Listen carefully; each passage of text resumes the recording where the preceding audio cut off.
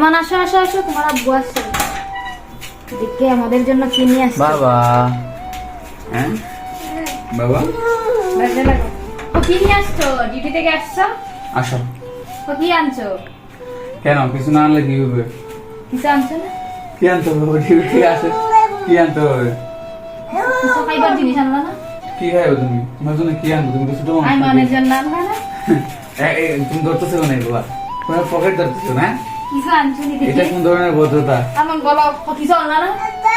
আব্বা আব্বা ও গিয়ে নিয়ে আসো, যাও আবার বাসা আবার পাঠাও, বাজারে পাঠাও। তুমি তো কিছু খাও না, না খাও চকলেট, না খাও আচার, তুমি কিছু খাও না, তোমাকে কি নিয়ে আসবো? এই পকেটে হাত দেবো না কিছু আনলা না? না, পকেটে হাত দিয়ে দেবে না।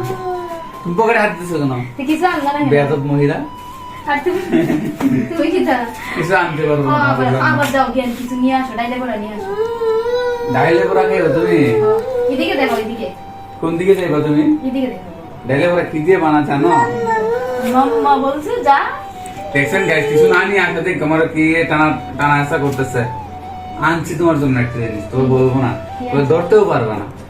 এই ভিডিও শেষে বলবো, ঠিক আছে? ভিডিও শেষে না কেন? তুমি ধরবা কেন?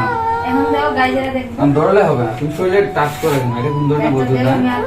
তুমি জানো না ছেলে মানুষের শরীরে টাচ করে অপরাধ, তুমি এটা জানো না? কি আনছো? আরে পেটে কিছুই নাই গাইস, পেটে কিছু নাই, আমার বলছে আনছি। কেমন আপনাদের সামনে লজ্জা হইতেছে। আমি বলতেছি দেখাবো, ঠিক আছে?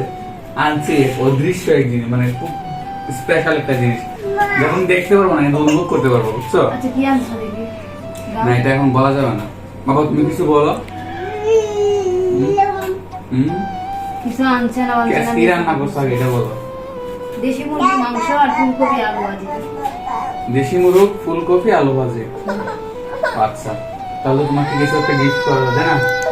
নাইলে তোমাকে দিব না। ডিউটি থেকে আসো, কিছু নিয়ে আসো না, এখনই নিয়ে আসো, যাও যাও আমি পারবো না। কেন যাও, তেলে যাও, বাসায় যাইবা না, যাও। এরকম করতেছো কেন তুমি? হ্যাঁ, কিছু আনলা না কেন? পকেট ফাঁকা এটাই কাজ, বাস্তব প্রমাণ। সে মানুষের টাকা না থাকলে মানে কোনো মূল্য নাই। কিছু নাই, এমনিতেই বাসায় এসছে।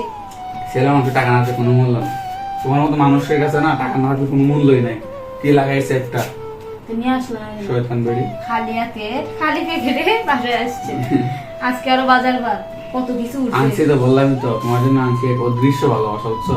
ও দৃশ্য যা তুমি ভালো। মানে দেখতে পারবো না, কিন্তু অনুভব করতে পারবো না। আমাদের কিছু আনলা না, পেট শান্তি পরে ভালো। দুনিয়া শান্তি কি বলে বাবা?